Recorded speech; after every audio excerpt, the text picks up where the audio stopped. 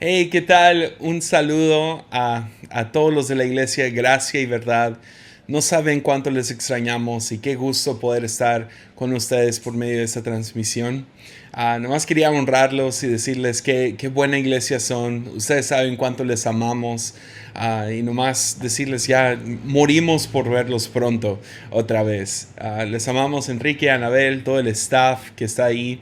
Y sí, tengo una pequeña palabra, algo que Dios puso en mi corazón hace tiempo y ya hace unas 2, 3 semanas que ha estado animándome en cómo reaccionar a eso de la pandemia, cómo actuar, cómo ver la vida y se encuentra aquí en Éxodo 17. Entonces, ¿por qué no vamos ahí y lo leemos todos juntos, va?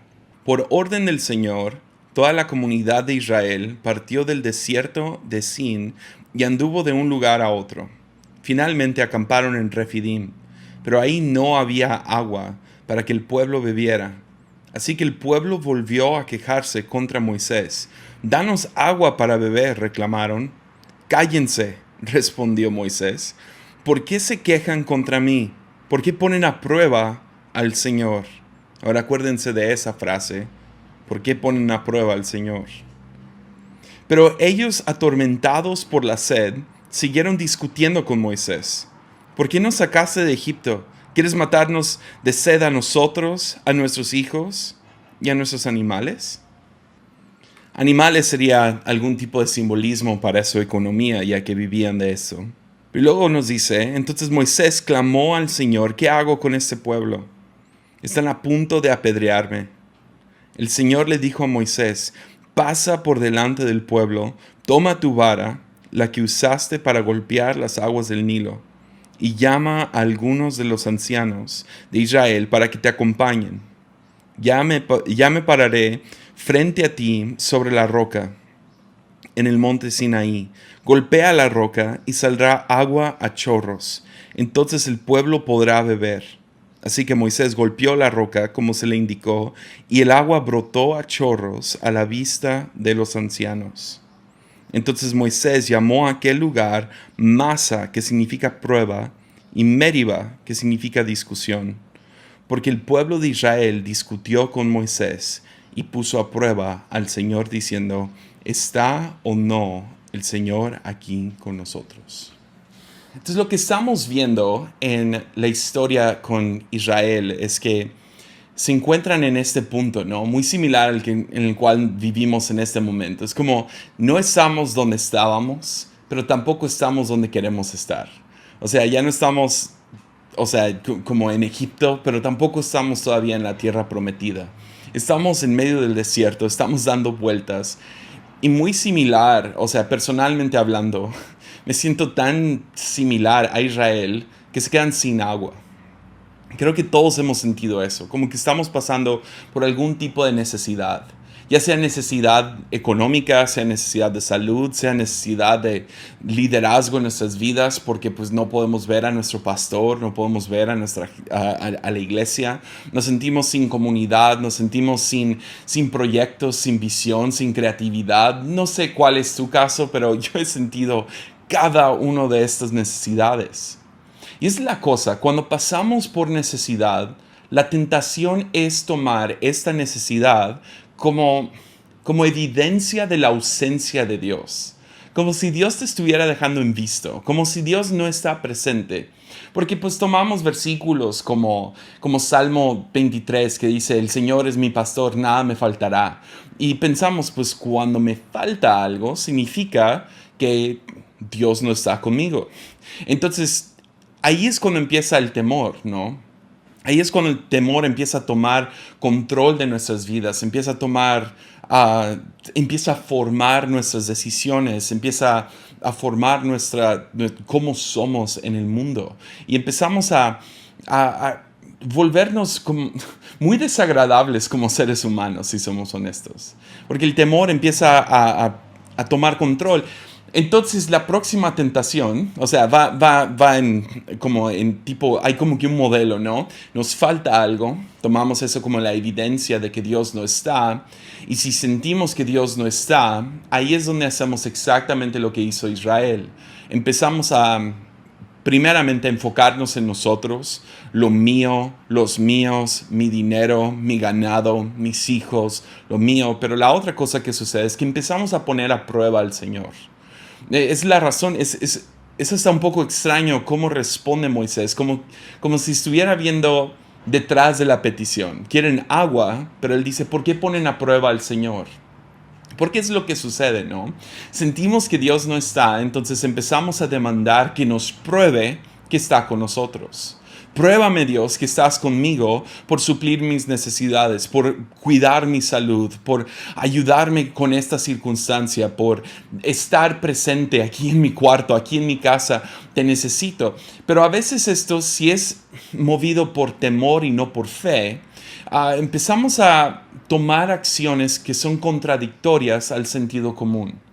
No sé si lo vieron, pero cuando comenzó toda esta contingencia, la epidemia empezó a pegar y vimos que varias iglesias empezaron a decir, nosotros no vamos a cerrar, Jesús nos cuida. Empezaron a citar el Salmo 91 diciendo, ninguna pestilencia me va a tocar, vamos a seguir adelante. O viste muchos cristianos tomando como acciones muy bizarras, como siendo anti mascarilla o siendo anti-higiene, que es como un poco loco, porque empezamos a tomar acciones que terminan violando el sentido común. El sentido común en este momento, en medio de una pandemia global, es cuídate, mantén tu sana distancia, es lávate las manos, o usa mascarilla, es quédate en casa.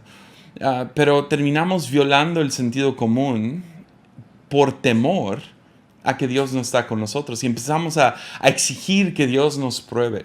Empezamos empezamos a exigir que Dios nos pruebe que está con nosotros en nuestras finanzas. Y tomamos acciones cualquier persona sana diría, ¿qué estás haciendo? O sea, eso no se hace en medio de no nomás una pandemia global, pero una crisis económica. O sea, ¿por qué te meterías en más deuda en este momento? ¿Sí me entiendes? Esto va desde, la segunda tentación de Satanás a Cristo. Vemos esto jugando formando parte de la historia de Jesús muy presente. Vemos que Satanás lleva a Jesús a un edificio alto y le dice, salta del edificio, ¿no? Viola el sentido común, salta del edificio, que al cabo los ángeles te van a atrapar, te van a cuidar, no van a dejar, y hasta le cita versículos bíblicos. Es la única vez que vemos en la Biblia que el diablo termina citando la Biblia, pero lo usa fuera de contexto, lo usa distorsionado. ¿Qué es lo que el temor hace? Distorsiona la verdad, distorsiona nuestras vistas, distorsiona nuestra visión. Y vemos que Jesús le responde, no pondrás el Señor tu Dios a prueba. Porque Jesús ve detrás del velo, ve lo que está sucediendo, muy similar a lo que Moisés está viendo. No pongan a prueba al Señor, ¿no? ¿Por qué harían algo así? Pero esta es la cosa. Para el creyente, el temor nunca es una opción bienvenida. No es algo que invitamos a nuestras vidas, no es algo en lo cual nos movemos. No es algo que dejamos que forme nuestras vidas, porque cuando dejamos que el temor forme nuestras vidas, nos volvemos gente bastante desagradable. Nos volvemos gente que está muy enfocada en nosotros, nos volvemos egocéntricos, nos enfocamos en mi salud, en la salud de mis hijos, en la salud de mi economía, me enfoco en mí y en los míos, muy similar a cómo Israel reacciona a que no hay agua en medio del desierto. Paso por necesidad, tomo eso como evidencia de la ausencia de Dios. Si pienso que Dios no está conmigo, ahora empiezo a actuar en temor. ¿Ves? Mi hijo nunca tiene miedo de la oscuridad a menos de que esté solo. Y muy similar a mi hijo, yo actúo de la misma manera. Hay ciertos obstáculos en esta vida, tensiones en esta vida que cuando paso por estas tensiones, puedo pasar como si nada, pero si presiento que Dios no está conmigo, ahí es donde el temor toma control. Y cuando temor toma el volante de mi vida, termino enfocándome en mí, termino poniendo a prueba a Dios. Y este no es el llamado del cristiano. No es el llamado del creyente. Eso no es ser luz en medio de tinieblas. No es ser sal para la tierra. No terminas trayendo nada a eso, termina siendo simplemente alguien que lleva la etiqueta de alguna religión. Entonces, ¿cuál es el llamado del cristiano? Pues el llamado del cristiano es tan claro, vez tras vez, vemos en la Biblia, cada vez que empujan a Jesús a decir cuál es el mandamiento más importante, siempre contesta lo mismo, es amarás al Señor tu Dios con todas tus fuerzas, pero también amarás al prójimo como a ti mismo. Me gusta cómo lo pone Jeremías cuando está hablando con el pueblo de Israel, cuando se encuentran exiliados en Babilonia, en una posición en la cual no quieren estar, y muchos están viviendo en la negación de que ya vamos a regresar a casa, no se preocupen, en esencia lo mejor está por venir, todo bien, ya vamos a salir de esto, es una temporada nomás y no sé, quieren nomás salir de esto lo más rápido posible. Y Jeremías llega a decirles, no, saben que va a ser 70 años más, entonces edifiquen casas, planten viñedos, tengan hijos y tengan nietos, porque se van a quedar aquí un rato. Pero luego les dice súper claro, busquen el bienestar de la ciudad, porque el bienestar del bienestar de la ciudad, de tu bienestar, perdón, dependerá del bienestar de la ciudad. ¿Ves como seres humanos pensamos en momentos de crisis, me tengo que enfocar en mí y en los míos para poder encontrar ese bienestar, para poder encontrar esa paz, esa prosperidad? Tengo que preocuparme por mí, pero casi contraintuitivo funciona esta onda de, o sea, la presencia, o sea, el reino de Dios, ¿no? Donde nos llama a buscar el bienestar de otros, y es en el encontrar el bienestar de otros donde encontramos nuestro bienestar. Pasamos por necesidad, creemos, tomamos eso como evidencia de la ausencia de Dios, pero la realidad es esta: Dios siempre ha estado con nosotros. Sí, Salmo 23 inicia diciendo, el Señor es mi pastor y nada me faltará. Sin embargo, 3 versículos abajo dice, aunque pase por la sombra por el valle de la sombra de muerte, no temeré porque vas conmigo. En otras palabras, aunque pase por 2020, la era del COVID-19, no temeré porque tú vas conmigo. A pesar de que pase por meses sin iglesia, meses sin ver a mi abuelita, meses en casa, meses sin trabajo, no temeré porque tú vas conmigo. Yo sé que suena contraintuitivo. Pensamos, no, pues si me falta algo, entonces Dios no está. Pero ¿qué onda con Salmo 35 que nos dice que Él es nuestra ayuda presente? O sea, tenemos que recordar que Dios sí es omnipresente, y hay veces que a lo mejor no lo sentimos, a lo mejor no hay evidencia de que Él está presente, pero Él nos promete vez tras vez tras vez que Él está. Y si Él está, entonces eso nos empodera a buscar el bienestar de otros. Entonces buscamos la paz de otros, buscamos la prosperidad de otros. Es la razón que cerramos reuniones presenciales. Es porque amamos a nuestras comunidades.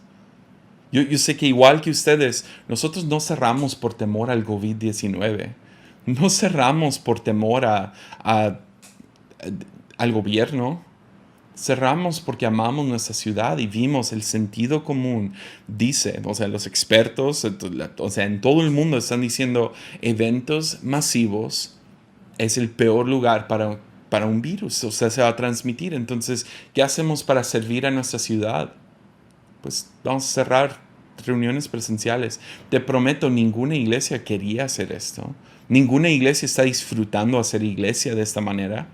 Sin embargo, lo hacemos por amor a nuestra ciudad, por amor a nuestra comunidad.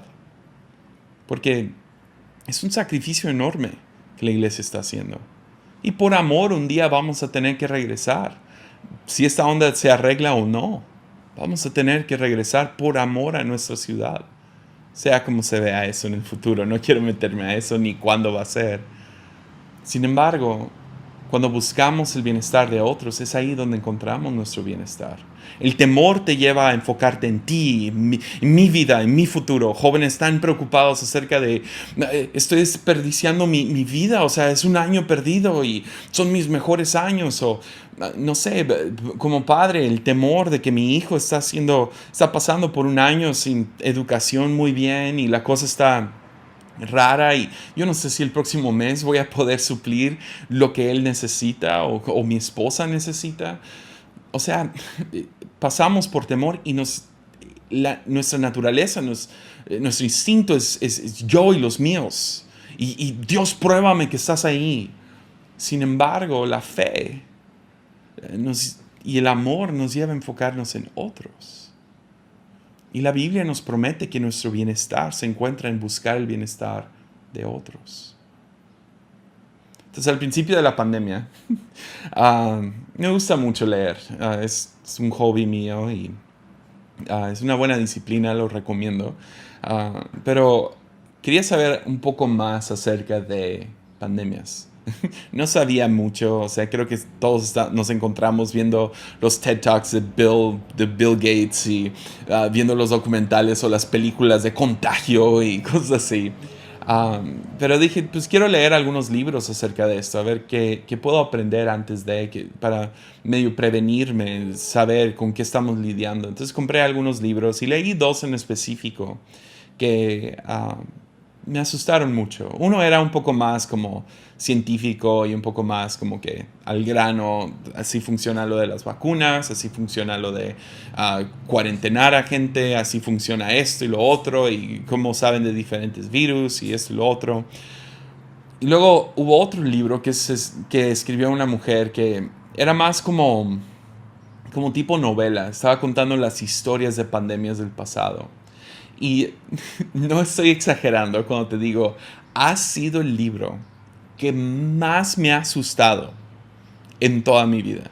O sea, no he leído muchos libros de terror, pero este fue un libro de terror.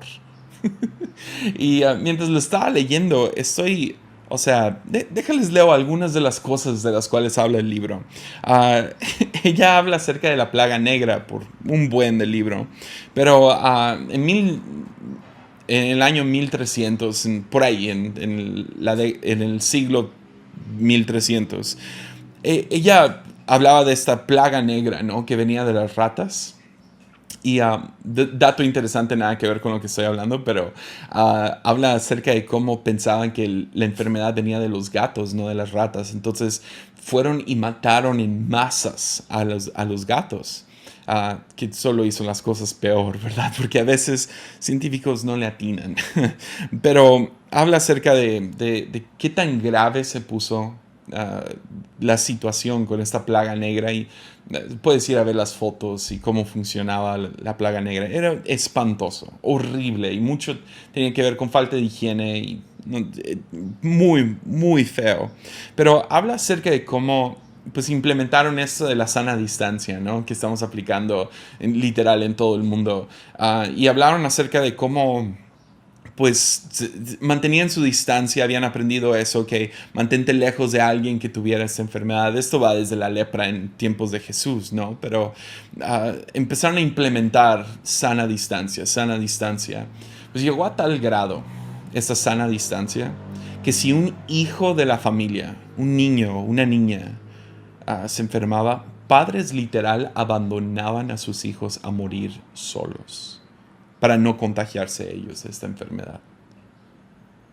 Imagínate, imagínate que el temor te llevara a abandonar a tus propios hijos.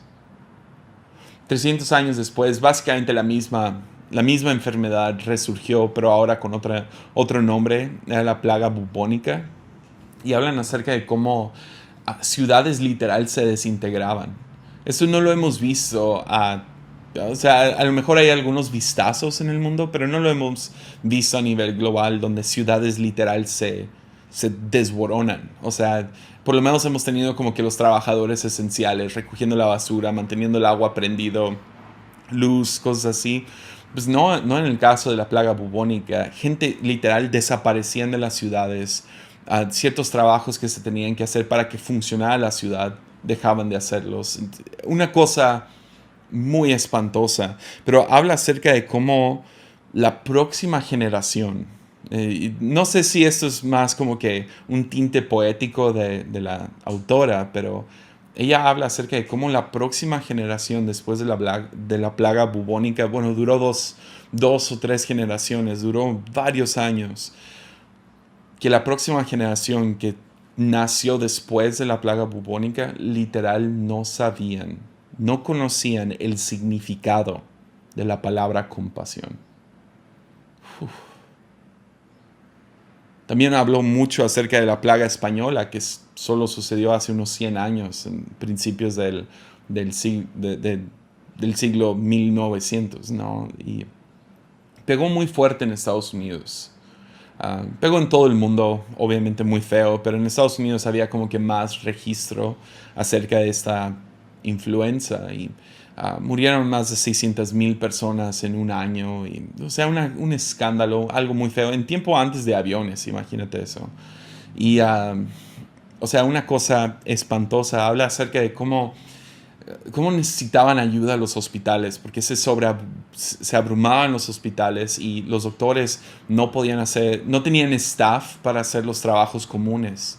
Entonces, literal, pedían voluntarios, por favor, vengan simplemente a recoger algunos muertos, a lavar sábanas, a darle de comer a gente, o sea, limpiar el lugar. Necesitamos ayuda en lo que sea. Pues no llegó nadie. También lo que empezó a suceder bastante fue que, muy similar al COVID-19, es que cuando uno se enfermaba de esta influenza, toda la familia se terminaba infectando de esta enfermedad. Y lo que sucedía es que si los vecinos se enteraban, pues ya no visitaban esa casa, pero pues tampoco los dejaban salir de su casa. Entonces, cuando se les acababa la comida y todos están enfermos, se registraron muchas familias que terminaron muriendo de la enfermedad. No de la enfermedad, sino de hambre en medio de esto. Porque no había nadie que les ayudara. Porque el temor nos lleva a enfocarnos en mí y en los míos, ¿no? Y les digo, fue un libro espantoso, no lo recomiendo para nada, especialmente en este tiempo. Pero en medio de este libro había una pequeña historia. Era como que una luz en medio de tanta oscuridad.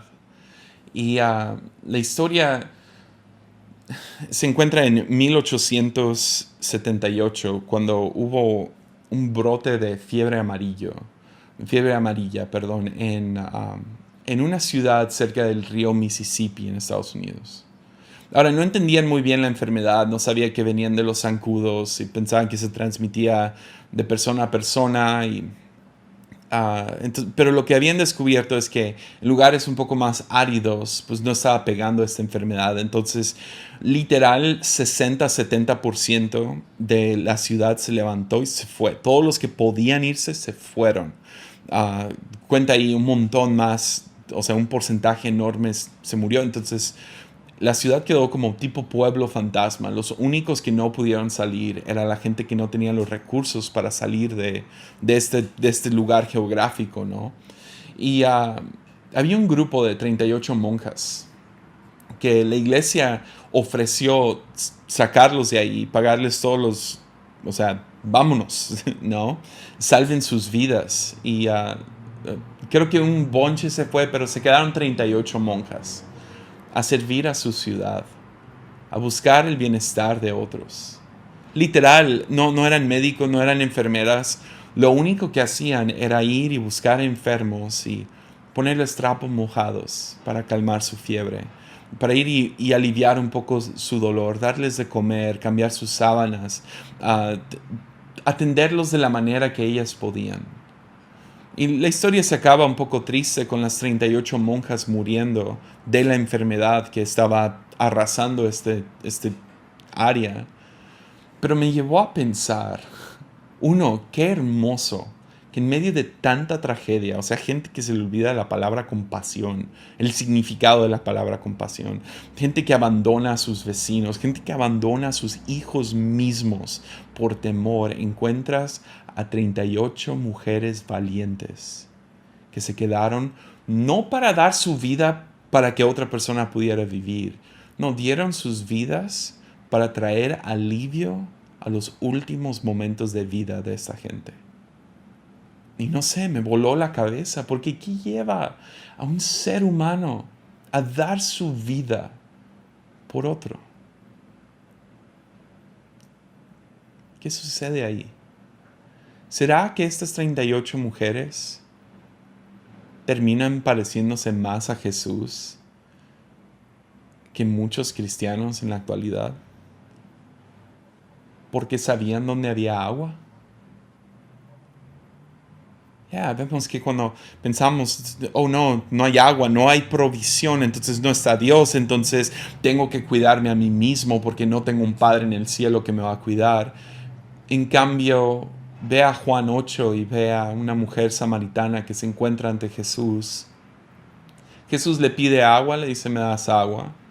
Y ella dice, ¿por qué me pides agua a mí? Y luego Jesús le responde, si supieras quién soy, me pedirías agua a mí, porque del agua que yo doy nunca te va a dar sed de nuevo. Dice, es más, de ti brotarán ríos de agua viva. Que creo que es el chiste, ¿no? Que vivamos en un mundo sin agua, con agua brotando de nosotros, que nosotros podamos ser la provisión que tanta gente necesita, que podamos ser la paz que otros necesitan, que podamos ser luz en medio de oscuridad. Eso es lo que nos lleva, no nomás que somos oradores, digo que oramos muy bien o algo por el estilo, sino que vivimos dando nuestras vidas en amor y en fe, confiando que ya tengo agua. Y tengo tanta agua que puedo compartir esa agua. Tengo tanta paz que se la puedo dar a otros.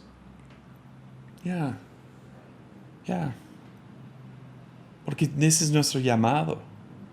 Vivir en la luz de la esperanza de que tenemos agua. Sabemos dónde hay agua. Sabemos que Dios no nos abandona. Entonces a lo mejor podemos actuar en amor y no en temor. Y dar nuestras vidas por otros, no nomás enfocarnos en nosotros y andar poniendo a prueba al Señor. Pero la verdadera razón por la cual quise leerles esta historia, es el último versículo. Éxodo 17:7, se los leo una vez más. Estuve leyendo este versículo y me enojó un montón. Porque dice así, entonces Moisés llamó a aquel lugar Masa, que significa prueba, y Meriba, que significa discusión. Porque el pueblo de Israel discutió con Moisés y puso a prueba al Señor diciendo, ¿está o no el Señor aquí con nosotros? Es lo que me enoja. Se pudo haber llamado lo que sea. Se pudo haber llamado el lugar donde Dios proveyó agua. Se pudo haber llamado el lugar del, el gran milagro. No sé, se pudo haber llamado algo de acuerdo a lo que Dios hizo. Sin embargo, se llamó algo de acuerdo a cómo reaccionó Israel. Y a lo que quiero llegar es esto. Leyendo este libro de las pandemias y todo esto, te da a entender un poco más, a escala un poco más grande, que esto es pasajero. COVID-19 es pasajero. La mayoría de nosotros lo vamos a sobrevivir, vamos a salir del otro lado bien. Así no se acaba nuestra historia. Y aún si terminas falleciendo o alguien fallece durante esta temporada, nuestra historia no termina. ¿Okay? Tenemos vida eterna. Hemos encontrado agua viva. Sin embargo, para la mayoría de seres humanos, esto es una temporada. Y no sé cuánto va a durar. O sea, yo me imaginé al principio, unos 2, 3, meses. Ya vamos para 5 meses. O sea, quién sabe cuánto va a durar esto. Y, ojalá y pronto, ojalá y sea un mes, 2 meses más. Alguien sale con una vacuna milagrosa. Aunque no funciona así, pero bueno, todos podemos desear algo. Sin embargo, va a pasar. Esto es una temporada. Es una temporada donde a lo mejor te sientes abandonado por Dios, a lo mejor te sientes con tanto temor alrededor de nosotros. Claro, ¿quién no? Sin embargo, cuando se acabe esta temporada, ¿cómo quieres que se llame 2020 en tu vida? ¿Cómo quieres que esta temporada se llame? ¿Quieres que se llame lugar de discusión y prueba? Que se llame, es la temporada en la que vi más Netflix en mi vida. la temporada en que más me peleé con mi pareja, la temporada donde fui más egoísta. O a lo mejor puede ser la temporada de milagros, la temporada donde di mi vida por otros. Yeah. ¿Cómo se va a llamar? Porque creo que esta temporada, al igual que esta, no se va a nombrar de acuerdo a lo que Dios hace. Que Él va a proveer, iba a proveer agua. ¿Tú crees que Dios iba a abandonar a Israel en medio del desierto? No, no. Los había rescatado milagrosamente, había hecho tantas cosas en su vida. Dios los tenía en sus manos. O sea, claro que les va a proveer agua. Sin embargo, no se llamó de acuerdo a lo que Dios hizo, se llamó de acuerdo a la reacción que tuvo Israel ante necesidad. Entonces, ¿cómo se va a llamar esta temporada en tu vida? De acuerdo a tu reacción. Yeah. Al principio de esta temporada, lo que más nos dio miedo a mí y a mi esposa, no fue tanto el virus, no fue tanto... No sé, hay varios miedos en el aire, pero el que más nos dio miedo fue el lado económico. Empezamos a hacer todo lo posible por cuidar cuánto estábamos gastando, por ahorrar, no sé, estábamos comprando despensas extras para tener ahí en un almacén. Todo a base de miedo.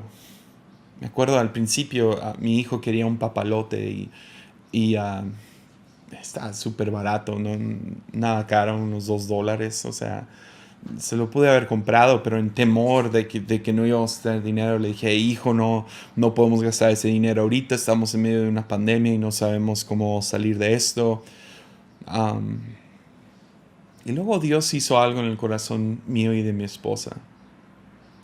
Como que antes de tener esta palabra, teníamos algo en el corazón que era ok, estamos por entrar en una pandemia que va a afectar gravemente el lado económico. O sea, nos va a tocar. Va a haber menos dinero. ¿Cómo queremos reaccionar a esto? Porque hay dos maneras. O cerramos los puños y mantenemos nuestro dinero, o vivimos con las manos abiertas. Entonces decidimos llamar esta temporada de nuestra vida 2020, el año en el cual hemos sido más generosos de nuestra vida. Porque cuando menos tuvimos, dimos más. Y ha sido tan hermoso. O sea, hemos disfrutado tanto bendecir a otros.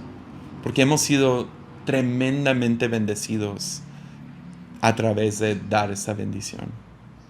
Pero decidimos desde el principio, vamos a ser generosos. Y te digo, creo que nunca hemos dado más económicamente a otros, en tiempo a otros. O sea, ha sido, no sé, y Dios ha provisto cada centavo. Y no hemos tenido que vivir en el temor económico en la cual veo a tanta gente viviendo. Porque cuando buscas el bienestar de otros, es ahí donde encuentras tu bienestar. Entonces, no más te quería animar. ¿Cómo se va a llamar esta temporada en tu vida? Ánimo.